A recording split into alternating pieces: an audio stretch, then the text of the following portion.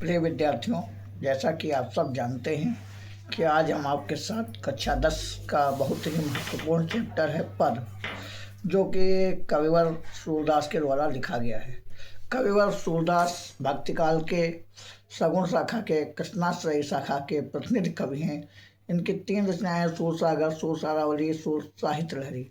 ये 3 रचनाएं बहुत महत्वपूर्ण हैं और इन्हीं रचनाओं में से लिया गया एक पद है। पद के व्याख्यात्मक भी पढ़ेंगे। व्याख्या भाग के साथ साथ हम आपके साथ उनके प्रश्नोत्तर पर भी चर्चा करेंगे। प्रश्नोत्तर की चर्चा करने के साथ साथ मैं आपको बता दूं कि पहला प्रश्न तो यही बन जाता है हर पद से कि पाठ के नाम, लेखक का नाम। पाठ का नाम है पद और लेखक का नाम है, कवि का नाम है सूरदास। पहला पद है चरण कमल बंदो हरिराय, जाकी कृपा पंगु गिर लंघे, अंधे को सब कुछ दर्शाई। अंधे को सब कुछ दर्शाई, बहिरो सुने गूंग पुण्य बोले, रंग चढ़े सिर छत्र धराए। सूरदास स्वामी करुणामय, सूरदास स्वामी करुणामय, बार बार बंदों तिह पाई। इसकी व्याख्या हम करें तो व्याख्या में हम क्या कह सकते हैं? तो व्याख्या को हल करने के लिए सबसे पहले जैसे शब्दों के अर्थ को जानना आवश्यक है। जैसे बंदो, बंदो माने वंदना करना। हरिराय माने श्री कृष्ण, हरिराय इसमें श्री कृष्ण को कहा गया है। पंगु, पंगु का मतलब है लंगड़ा, लंघे माने पार कर सकता है। दर्शाई माने दिखना, सुने माने सुनना, फिर पुण्य माने फिर से, रंग माने गरीब, धराई माने धारण करके, ते माने उस। तो इसका पहला पद जो बनता है, पहला पद तो हम बाद में हल करेंगे, लेकिन संदर्भ जो आता है वो तो मैंने अभी आपको बताया। कवि का नाम सूरदास, लेखक रचना का नाम पद है और जो पद लिए गए हैं सूर सागर से लिए गए हैं। प्रस्तुत पद में सूरदास जी ने अपने आराध्य श्री कृष्ण के चरणों की वंदना करते हुए, प्रसंग में हम लिख सकते हैं कि सूरदास जी ने अपने आराध्य भगवान श्री कृष्ण के चरणों की वंदना करते हुए उनकी महिमा का अत्यंत सुंदर वर्णन किया है। तो अत्यंत सुंदर महिमा का वर्णन किया है, तो उसमें पहला हम व्याख्यान करते हैं। भक्त शिरोमणि सूरदास जी ने श्री कृष्ण के चरण कमलों की महिमा का वर्णन करते हुए कहते हैं, हे प्रभु, मैं आपके चरणों की आपके कमल रूपी चरणों की वंदना करता हूँ। जो उनके चरण हैं वह कमल के समान कोमल है, उनकी वंदना करता हूँ। इसकी महिमा अपरंपार है, कोई पार नहीं है, इसकी महिमा का कोई अंत नहीं है। जिनकी कृपा मात्र से लंगड़ा व्यक्ति भी पर्वतों को लांघ जाता है या पार कर जाता है। अंधे व्यक्ति को सब कुछ दिखाई देने लगता है, बहरे व्यक्ति को सब कुछ सुनाई देने लगता है, गूंगा व्यक्ति भी सब कुछ बोलने लगता है और गरीब व्यक्ति भी राजा बन करके अपने सिर पर छत्र धारण कर लेता है। अंत में सूरदास जी कहते हैं, हे दयालु प्रभु, मैं आपके चरणों की वंदना बार बार करता हूँ। आपके चरणों की वंदना मैं बार बार करता हूँ। इसमें सौंदर्य की अगर हम बात करें, भाषा जो साहित्यिक है, ब्रज है। सूरदास जी तो थे ब्रज भाषा के लेखक थे। भाषा जब इनकी पूछी जाए तो ब्रज है, और गुण प्रसाद है, रस भक्ति है, भक्ति विषयगति है, छंद ज्ञात्मक है, शब्द शक्ति लक्षणा है। तो इसका पहला प्रश्न तो मैंने आपको बता ही दिया कि पाठ का नाम और लेखक का नाम पूछा जाए तो पाठ का नाम है पद, लेखक या कवि का नाम है सूरदास। और दूसरा प्रश्न इसका बनता है रेखांकित अंश की व्याख्या। रेखांकित अंश की व्याख्या के लिए मैं आपको अभी से सचेत कर दूं कि जरूरी नहीं है कि जो रेखांकित किताबों में है, जो रेखांकन मास्टरमाइंड, काका, विद्या, अवतार आदि में है, कोई भी लाइन रेखांकित हो सकती है। जो लाइन रेखांकित हो उसका उत्तर मुझे अपनी भाषा में लिखना है। एक लाइन भी हो सकती है, एक पद भी हो सकता है, कोई भी हो सकता है। तो अगला इसमें जो जैसे दिया है कि प्रस्तुत पद्यांश का काव्य सौंदर्य स्पष्ट कीजिए। तो काव्य सौंदर्य में रस, छंद, अलंकार, इन चीज़ों की चर्चा होती है। मैंने अभी आपको बताया काव्य सौंदर्य में भाषा साहित्यिक है, शैली मुक्तक है, गुण प्रासाद है, रस भक्ति है, छंद गेयात्मक है, शब्द शक्ति लक्षणा है। अगला इसका तीसरा प्रश्न बनता है। तो तीसरा प्रश्न ये बनता है कि प्रस्तुत पद्यांश में सूरदास जी ने किसके चरणों की बार बार वंदना करते हैं। प्रस्तुत पद्यांश में सूरदास जी श्री कृष्ण, भगवान श्री कृष्ण के चरणों की वंदना बार बार करते हैं। और अंतिम प्रश्न, पांचवा प्रश्न, प्रस्तुत पद्यांश में कौन सा अलंकार है। तो भैया देखिए, ज़्यादातर पहले ही लाइन आप चरण कमल बंदो हरिराई, इसमें रूपक अलंकार है। रूपक अलंकार मैंने आपको कल भी बताया था, जहाँ उपमेय में उपमान का अभेद रहित आरोप स्थापित किया जाता है, वहाँ पर रूपक अलंकार होता है। दूसरा और पुनरुक्ति प्रकाश अलंकार है। बार बार तीनों पाई में बार बार शब्द आया है, इसका नाम पुनरुक्ति प्रकाश अलंकार है। पुनरावृत्ति है, अनुप्रास है, सवर्ण की आवृत्ति होने के कारण अनुप्रास है। रूपक अलंकार मैंने बताया, चरण कमल बंदो हरिराई में चरण कमल में उपमेय, उपमेय जो चरण है, उपमान जो है कमल का भेद रहित आरोप होने के कारण रूपक अलंकार है। इसका दूसरा पद बहुत महत्वपूर्ण है। इनके सारे पद 11 पद इन्होंने लिखे हैं जो आपके पाठ्यक्रम में हाई स्कूल में शामिल हैं। सभी अपने में अद्वितीय हैं और महत्वपूर्ण हैं। दूसरा पद हम पढ़ते हैं। अविगत गति कहत कछु न आवे, जो गूंगे पीठे फल को रस अंतर्गत ही भावे। परम स्वाद सब ही सुनिरंतर, अमृतोष उपजावे। मन बानी और अगम अगोचर, सो जाने जो पावे, जो सो जाने वो पावे। रूप रेख गुण अति जुगति, बिनु निरालंब कित धावय। सब विधि अगम विचारहि, तातय सुर सगुन पद गावे।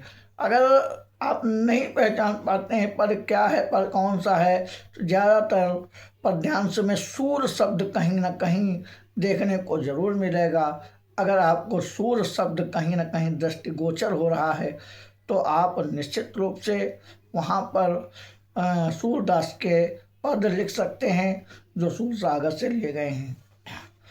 इसमें से अविगत माने ज्ञान और निराकार दशा, अंतर्गत माने हृदय में, परम स्वाद का मतलब जैसे है अलौकिक आनंद, अमीय माने अत्यधिक, अगम माने जहाँ पहुँचना कठिन हो।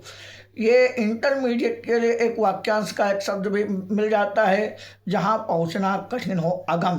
तातय माने इसलिए, धावय माने दौड़े, सगुण माने सगुण ब्रह्म। एक निराकार ब्रह्म होता है, निराकार ब्रह्म की उपासना कविवर कबीरदास जी ने अपने काव्य में की है और सगुण काव्य की परंपरा में सूरगान है। तो इसका पाठ और लेखक पहले ही बता दिया।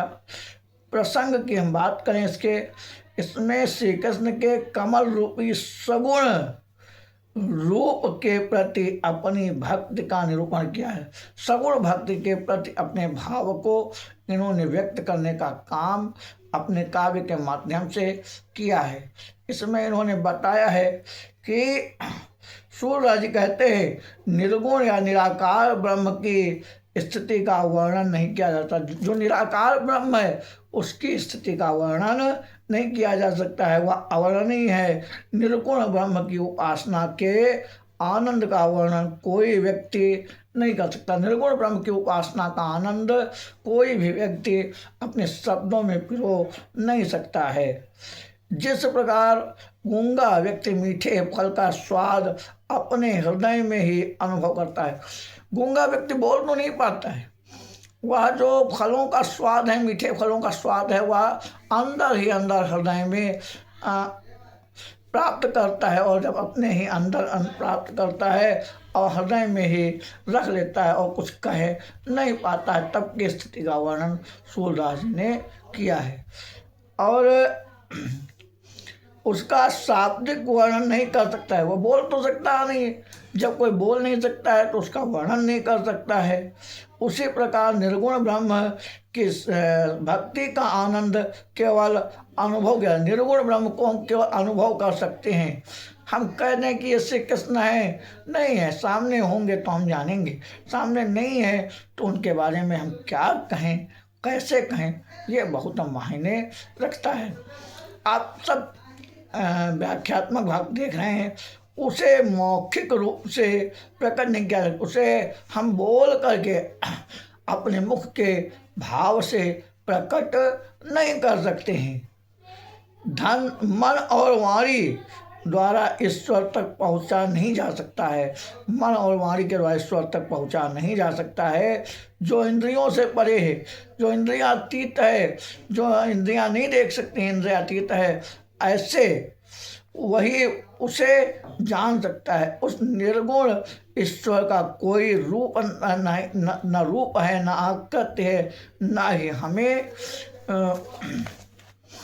उसके गुणों का ज्ञान है। ऐसे ईश्वर के गुणों का ज्ञान भी हमें नहीं है जिसके हम उसे प्राप्त कर सकें, जिससे हम उसके भाव को प्राप्त कर सकें।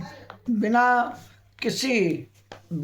किसी आधार के, कोई आधार नहीं है, न जाने उसे कैसे पाया जा सकता है, ना तो हम जान सकते हैं कि उसे हम किस प्रकार से प्राप्त कर सकते हैं। इसी कारण सभी प्रकार से विचार करके ही सूरदास जी ने सगुण कृष्ण की लीला के पद का गान अत्यधिक उचित माना है। सगुण श्री कृष्ण के लीला के पदों का गान करना या उनके भाव को प्रकट करना ही उचित माना है। अगला इसका प्रश्न बनता है रेखांकित अंश की व्याख्या। तो रेखांकित अंश के लिए जो भी रेखांकित हो उसकी व्याख्या आप करें। अगला है प्रश्न, निर्गुण ब्रह्म को अगम अगोचर क्यों कहा गया है? निर्गुण ब्रह्म को अगम और अगोचर क्यों कहा गया है, यह प्रश्न बनता है। निर्गुण ब्रह्म को अगम और अगोचर इसलिए कहा गया है कि मन व वाणी द्वारा नहीं पहुंचा जा सकता है। जहाँ हम मन और वाणी के द्वारा नहीं पहुंच सकते हैं वह निर्गुण अगम अगोचर है। अगला है प्रश्न, उपन्यास का काव्य सौंदर्य स्पष्ट कीजिए। काव्य सौंदर्य में निर्गुण ब्रह्म की उपासना की गई है, निर्गुण ब्रह्म की उपासना की गई है। अभी मैंने आपको बताया शैली, भाषा, गुण, शब्द शक्ति, रस, इन सब चीज़ों को ही इसमें बताया गया है। अगला प्रश्न है, ज्यों मीठे गूंगे फल में कौन सा अलंकार है? ज्यों लगा है, ज्यों लगा होने के कारण विद्यार्थी जल्दबाजी में इसमें उत्प्रेक्षा लगा देंगे, लगा उत्प्रेक्षा यहाँ है नहीं, यहाँ पर दृष्टांत अलंकार है। और अंतिम प्रश्न इसका है, आगम अगोचर से क्या तात्पर्य?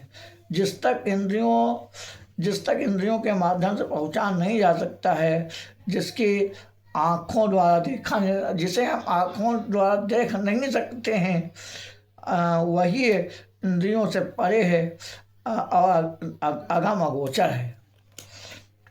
इसका तीसरा पद देखिए, बहुत महत्वपूर्ण। किलकत कान घुटरुअनि आवत, मन मय कनक नंद कै आंगन, बिंब पकड़े भय धावत, बिंब पकड़े भय धावत, कभों निरख हरि पद आप छाह को, कर सौ पकड़त चाहत, किलक हसत राजत द्वय दत्तिया, किलक हसत राजत द्वय दत्तिया, पुण्य पुण्य तिहि अवगाहत, कनक भूमि पर कर पग छाया, यह उपमा एक राजत, करे करे प्रतिपद प्रतिपद प्रतिमन वसुधा।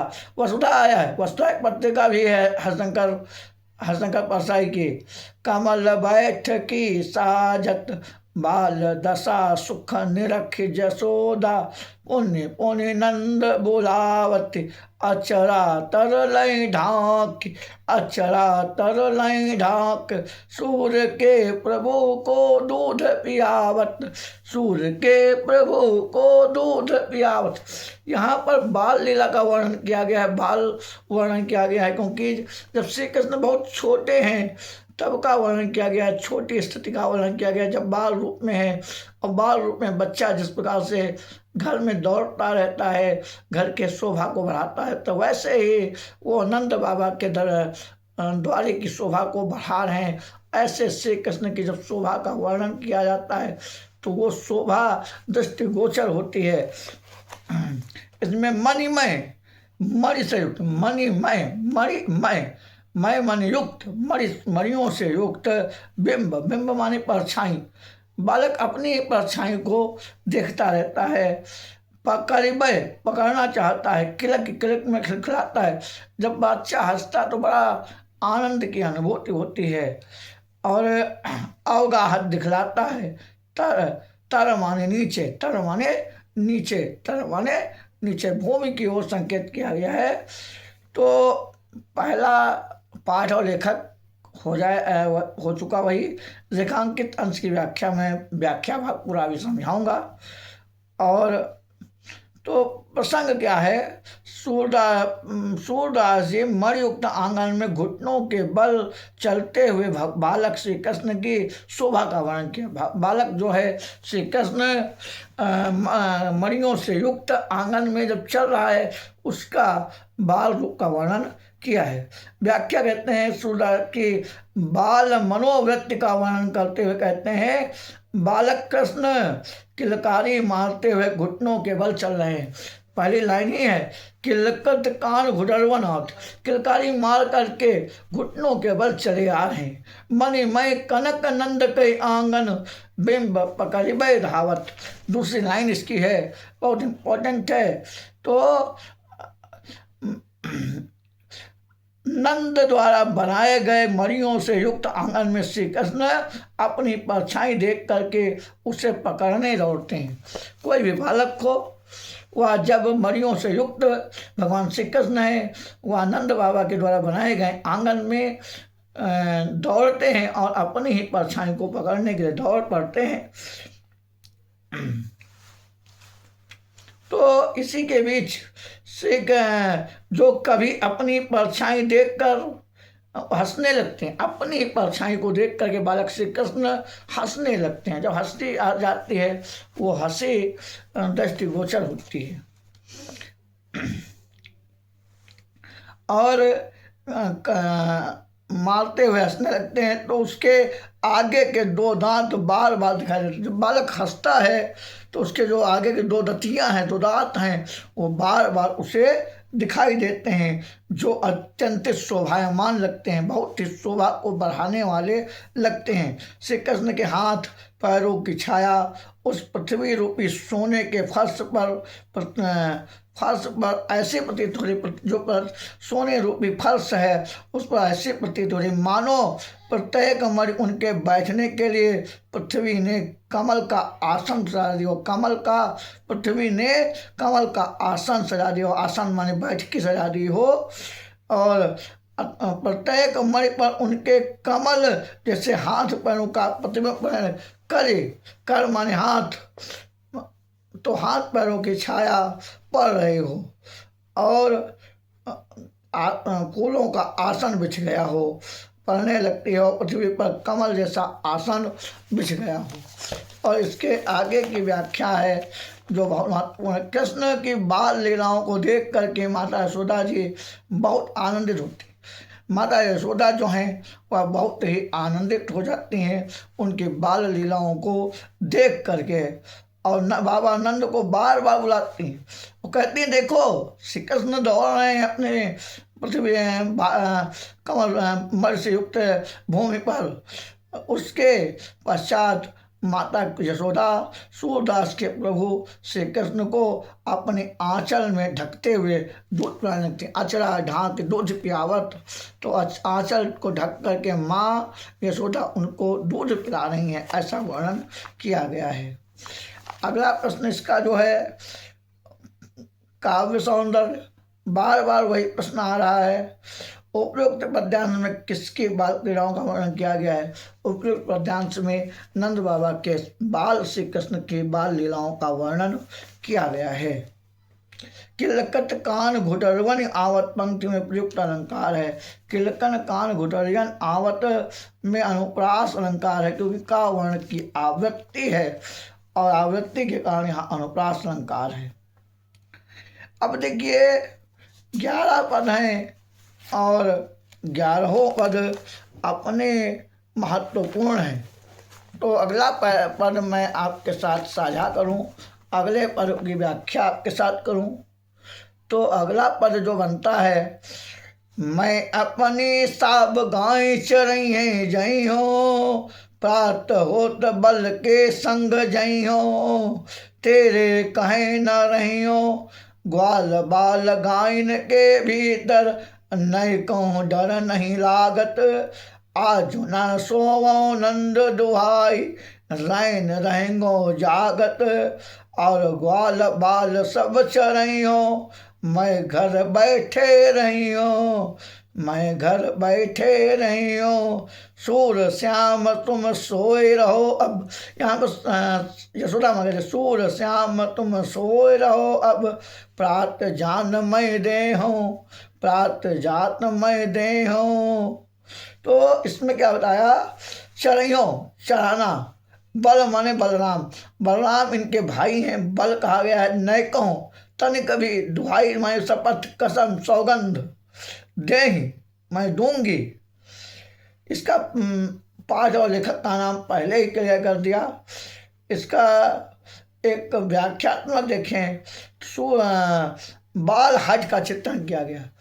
बालक जो होता है हज करता है, और जब हज करता है हज के आगे सब के सब विवश हो जाते हैं, और जब हज के आगे सब विवश हो जाते हैं तो उसकी इस स्थिति का वर्णन किया गया है। उसकी स्थिति का वर्णन करते हुए कवि कहता है, श्री कृष्ण अपनी माता यशोदा से हज करते हुए जिद करते हुए कहते हैं कि मैया मैं तो अपनी गायों को चराने वन में जाऊंगा, मैया मैं तो अपने गायों को चराने वन में जाऊंगा।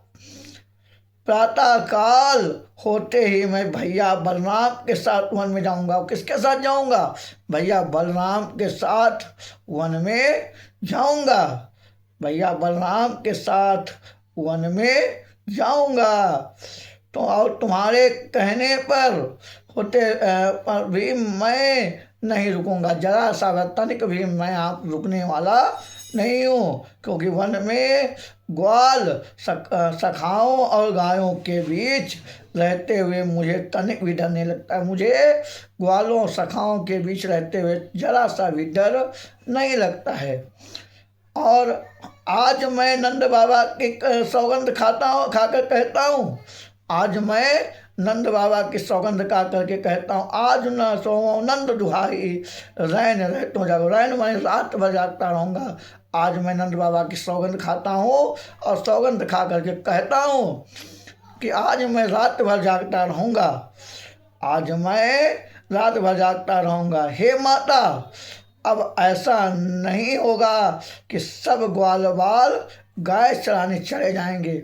अब ऐसा नहीं होगा कि सब ग्वाल बाल जो हैं वो गायों को चराने चले जाएंगे और मैं यहीं पर बैठा रहूँगा, मैं यहीं पर बैठा रहूँगा। मैं घर बैठा रही हूँ तो कहा है, मैं घर पर ही बैठा रहूँगा, ये नहीं होने वाला है। अब माता लास्ट लाइन में क्या कहती हैं? सूर श्याम तुम सोए रहो, अब प्रात जान मैं रही हूँ।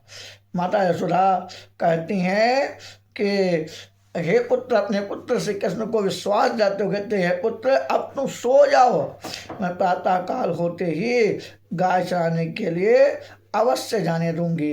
मैं प्रातः काल होते ही गाय चराने के लिए अवश्य जाने दूंगी। और इसमें 11 पद हैं। आज मैं आपके साथ 5 पद पर ही चर्चा करूंगा। बचे 6 पदों में कल क्लास इसकी चलेगी और अंतिम 5वां पद मैं आपके साथ साझा कर रहा हूँ। काव्य सौंदर्य वही चीज़ें हैं, बार बार कहने की कोई ज़रूरत नहीं है। अलंकार की बात कर लें, रैन रहियो ग्वाल बाल सूर श्याम क्रमशः रा ला मा वर्ण की आवृत्ति होने के कारण अनुप्रास है, इनमें अनुप्रास अलंकार है। और मैया मैं तो गाय चरई हूँ सिंगरे ग्वाल बाल घिरावत, मैया हूँ ना गाय चरई हूँ सिगरे ग्वाल बाल घिरावत मोसो मेरे पाई पिराई जौना पत्नी ही पूछे बल नाव अपनी सौ दिवाई, अपनी सौ दिवाई, सौ मैं सौगंध दिलाइए। यह सुनि मात यशोदा ग्वालिन गारी देत दिसाई दिसाई, मैं पठवती अपने लड़का को, मैं पठवती अपने लड़का को आवे मन बहराए, सूर श्याम मेरो अति बालक मारत ताहि रगाई, मारत ताहि रगाई, मारत ताहि रगाई।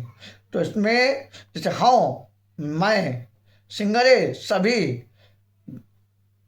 पिराई दुखने लगते हैं, प्रत्यय विश्वास न हो, प्रत्यय माने विश्वास न हो, सौ माने सौगंध दिला कसम दिला शपथ दिला करके पठवती भेजती हूँ, पठवती भेजती हूँ, लड़का माने पुत्र या बेटा को, ताहि ताहि माने उसे, रिंगाई रिंगाई माने घुमा करके। तो इसका पहला पद पाठ और लेखक, दूसरा पद व्याख्या, तो व्याख्या में पूरे पद की पढ़ रहा हूँ, जो भी रेखांकित हो उसकी व्याख्या आप करें। पद्यांश में काव्य सौंदर्य, तो काव्य सौंदर्य सेम वही है, एक बार बता चुके हैं। बाल कृष्ण गाय चराने क्यों नहीं जाना चाहते हैं, सबसे पहले हम इस प्रश्न का उत्तर ले लेते हैं। बाल कृष्ण श्री कृष्ण जो हैं गाय चराने क्यों नहीं जाना चाहते हैं। बाल श्री कृष्ण गाय चराने इसलिए नहीं जाना चाहते हैं क्योंकि सभी ग्वाले अपनी गायें श्री कृष्ण से चरवाते हैं। सभी ग्वाल बाल जो हैं वो अपनी सब गायें भगवान श्री कृष्ण से ही चरवाते हैं, भगवान श्री कृष्ण से ही चरवाते हैं, जिसके परिणाम स्वरूप गायों को घेरने के कारण, घेरने माने उनको चराने के कारण, उनको चारों तरफ घुमाने के कारण उनके पीछे दौड़ते दौड़ते भगवान श्री कृष्ण के पैरों में दर्द होने लगता है, भगवान श्री कृष्ण के पैरों में दर्द होने लगता है। अब व्याख्यात्मक भाग पर चर्चा कर लेते हैं इसके। तो व्याख्यात्मक भाग में पहले प्रसंग को देखें, क्या प्रसंग कह रहा है। प्रसंग यही कह रहा है कि ग्वालों द्वारा परेशान किए जाने के कारण, जब भगवान श्री कृष्ण को ग्वाल बाल परेशान कर लेते हैं तो यशोदा माता से वो शिकायत करते हैं कि मैया मैं तो गाय चराने जाता हूँ लेकिन ग्वाल बाल वहाँ मुझे गाय चराने नहीं देते हैं, मुझे दौड़ा दौड़ा करके परेशान करते हैं, उसका वर्णन किया गया है। तो श्री कृष्ण माता यशोदा से कहते हैं, हे माता यशोदा मैं अब गाय चराने नहीं जाऊंगा, अब गाय चराने नहीं जाऊंगा क्योंकि सभी ग्वाल बाल मुझसे ही अपनी गायों को घेरने के लिए कहते हैं। ग्वाल बाल जो हैं मुझसे ही गायों को घेरने के लिए कहते हैं, गायों को घेरने के लिए कहते हैं, गायों को चराने के लिए कहते हैं। इधर से उधर दौड़ते दौड़ते दौड़ते मेरे पैरों में दर्द होने लगता है। जब मैं पूरे गोकुल वन में घूमता हूँ तो मेरे पैरों में घूमते घूमते दौड़ते दौड़ते मेरे पैरों में दर्द होने लगता है। हे माता यदि आपको मेरी बातों पर विश्वास नहीं हो रहा है तो आप मेरे बड़े भाई बलदाऊ या बलराम से अपनी सौगंध दिला करके पूछ लीजिए।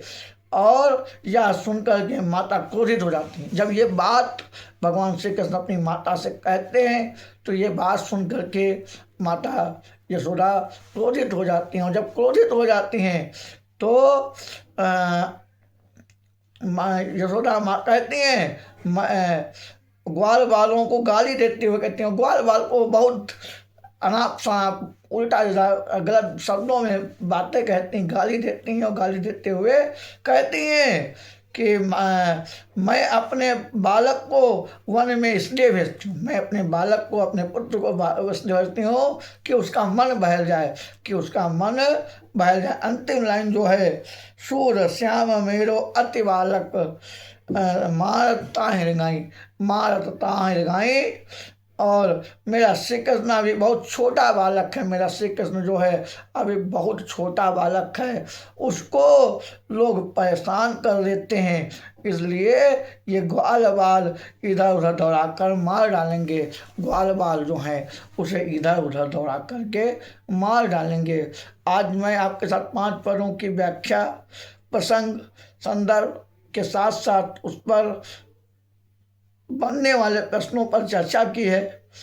और काव्य सौंदर्य हर प्रश्न में आया है और मैंने आपको बताया है। पाठ का नाम, लेखक का नाम भी मैंने आपको बताया है और आपको बताया है कि रेखांकित अंश जरूरी नहीं है कि जो रेखांकित अंश आप कह दें ये आएगा तो ये नहीं, मगर आएगा। डेली वही चीज़ें आ रही हैं और कल भी मेरे द्वारा हाई स्कूल के जो 6 पद बचे हैं उनकी भी क्लास ली जाएगी। और सभी विद्यार्थी जागरूक होकर के अपनी परीक्षा की तैयारी करते रहें। कोई समय नहीं इंतज़ार करेगा, समय का आपको इंतज़ार करना है। आज यदि समय आप बर्बाद कर रहे हैं तो कल समय आएगा आपको बर्बाद कर देगा। मैं यही के साथ आज के समापन करता हूँ। विवेकानंद ने एक लाइन कही थी, मैं उस लाइन से समापन करूँगा। जिस व्यक्ति के हृदय की पुस्तक खुल जाती है उसे कोई भी पुस्तक पढ़ने की आवश्यकता नहीं है। इनके साथ आप आगे तैयारी करते रहें, आप YouTube पर लगातार बने रहें और पार्थिवी हिंदी पॉइंट को सब्सक्राइब जरूर कर लें, क्योंकि यदि आप सब्सक्राइब कर लेंगे तो आपका डेली की डेली वीडियो पहुंचती रहेंगी। समय कम है, हमें 55 दिनों में सिलेबस को ख़त्म करना है। सिलेबस तो हम नहीं ख़त्म कर पाएंगे क्योंकि मैंने बहुत देर से आपके साथ ये प्रोसेस शुरू की है और आने वाले समय में अगले वर्ष के जो विद्यार्थी होंगे उनके लिए विशेष क्लासेज हम बहुत जल्द प्रारंभ करेंगे, जिससे कि उनका सिलेबस एक एक पूरा हो सके और सिलेबस हाई स्कूल इंटर दोनों को समान से वरीयता देंगे। और आगे के पर देखने के लिए चैनल को जरूर सब्सक्राइब कर लीजिए। यदि आप नहीं करते हैं तो आपको शायद जानकारी ना मिल पाए। जय हिंद, जय भारत।